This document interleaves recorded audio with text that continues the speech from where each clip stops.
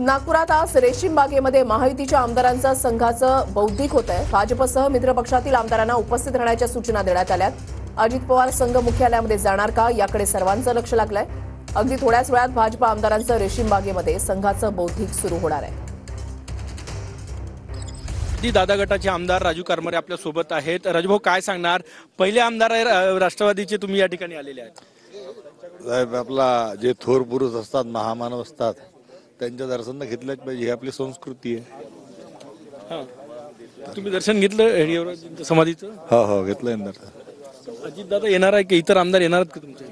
तेवढी माहिती नाही मला। तुम्हाला जा किंवा नका जाऊ अशा काही सूचना होत्या? नाही नाही, असं काही सूचना। तुम्ही पहिल्यांदाच आले? मी पहिल्यांदा आलो। भाजपचे प्रदेशाध्यक्ष या ठिकाणी आलेले आहेत। राधाकृष्ण विखे पाटील सुद्धा आपल्या सोबत आहेत। सर, काय सांगणार? या ठिकाणी तुम्ही पोहोचलेले आहेत। सर, काय सांगणार? तुम्ही या ठिकाणी पोहोचले? नेहमीच मी येतोय इथे माझं अभिवादन करण्यासाठी।